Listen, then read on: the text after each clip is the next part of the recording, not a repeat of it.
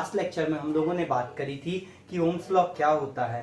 तो एक बार डिस्कस करते हैं पहले कि क्या पढ़ा था, देन आगे बढ़ते हैं ग्राफिकल रिप्रेजेंटेशन के बारे में। ओके, तो लास्ट लेक्चर में हम लोगों ने क्या बात करी थी कि इफ द फिजिकल कंडीशन, या ओम्स लॉ क्या कहता है कि if the physical condition of conductor remain unchanged, if the physical condition of conductor remain unchanged such as length,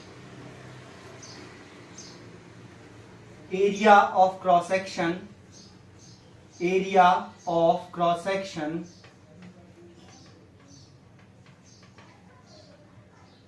and temperature of conductor remain unchanged,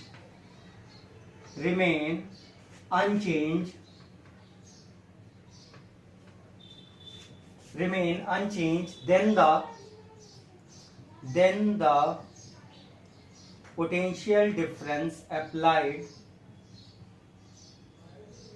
across the conductor is directly proportional to the current flowing through it. ये किसने बताया था अपन को? Sir George Simon ओम ने।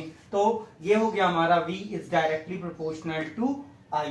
तो यहाँ पे बेटा V is equal to I R, एक कांस्टेंट आया R, where R is the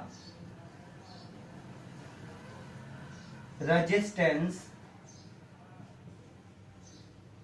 of conductor or wire, okay, so R is equals to V upon I। और यहां से हम लोगों ने किसको डिफाइन किया था बेटा कि यहां से हम लोगों ने किसको डिफाइन किया था? रेजिस्टेंस को।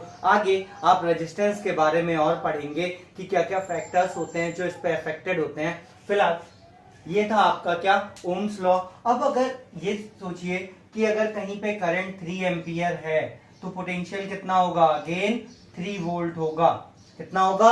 3 वोल्ट। ओके, अगर मान लिया कहीं पोटेंशियल 4 वोल्ट है तो करंट कितनी होगी? 4 एम्पियर। कब? जब उसका फिजिकल कंडीशन रिमेन चेंज रहेगा, मतलब उसके फिजिकल कंडीशन में कोई चेंज नहीं होगा। If potential is 5 volt then current is a 5 ampere. So एक काम करते हैं, यहां पे एक ग्राफ बनाते हैं किसके किसके बीच में? पोटेंशियल डिफरेंस और करंट के बीच में। किसके किसके बीच में? पोटेंशियल डिफरेंस और करंट के बीच में। तो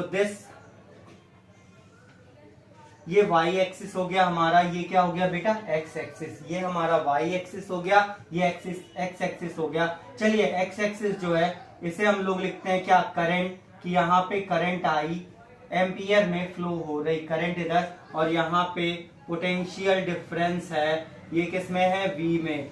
तो अगर इनका स्लोप देखा जाए, क्योंकि 3 और 3 कैंसिल आउट, 1 हो जाएगा, 4 and 4, तो मतलब कि इनका स्लोप जो आएगा, इस VI का जो स्लोप आएगा वो एक स्ट्रेट लाइन आएगा। क्या आएगा? Straight line. इसको क्या बोलेंगे? रेजिस्टेंस।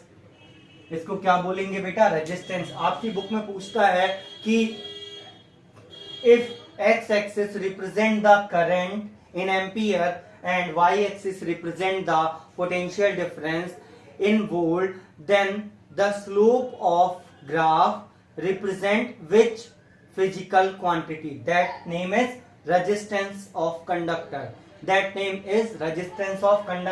तो जो रेजिस्टेंस मिलेगा उसका वो कैसा मिलेगा बेटा? Straight line. ओम्स लॉ में रेजिस्टेंस कैसा दिखाया जाएगा? Straight line. ओके, हम लोगों ने लास्ट लेक्चर में ये भी पढ़ा था कि जो सेमीकंडक्टर होते हैं they do not obey Ohm's law. Is that clear? चलिए इसका एक आध न्यूमेरिकल देखते हैं।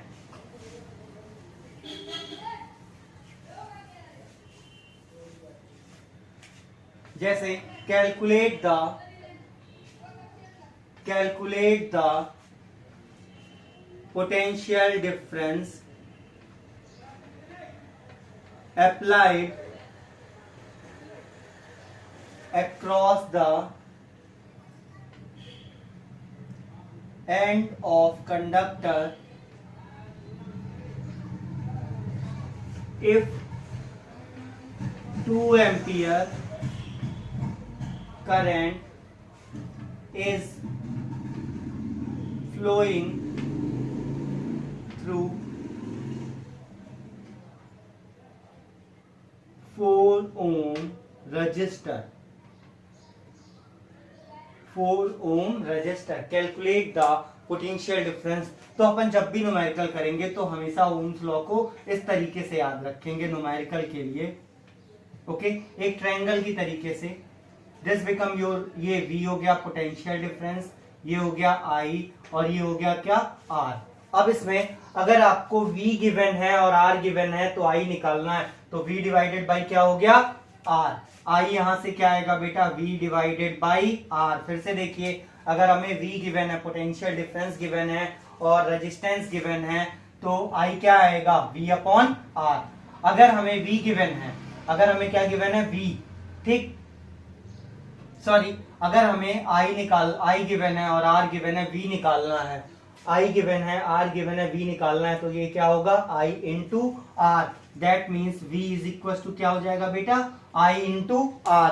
अगर हमें यहाँ पे रेजिस्टेंस निकालना है, पोटेंशियल और क्या दिया हुआ है हमारा current, then R is equal to क्या हो जाएगा V upon I. So R is equal to V upon I. हमेशा इसी तरीके से याद रखेंगे. और पोटेंशियल डिफरेंस को कैलकुलेट करना है तो इसका सिंबल होता है V. V के आगे question mark. Current I is equal to दिया हुआ है कितना 2 एम्पियर और रेजिस्टेंस कितना लगा है बेटा 4 ओम का. तो हमें क्या क्या गिवन है, I गिवन है, सॉरी I गिवन है और R. तो V इज इक्वल टू क्या हो जाएगा I R. V is equal to क्या हो गया I and R. I into R. तो 2 मल्टीप्लाइड 4 कितना आया 8 ओम. 2 मल्टीप्लाइड 4 कितना आया 8 ओम. यानी 8 ओम का रजिस्टर, सॉरी 8 ओम पोटेंशियल डिफरेंस अप्लाइड होगा कब, जब 4 ओम रजिस्टर में 2 एम्पियर की करंट फ्लो होगी. Is that clear? नेक्स्ट.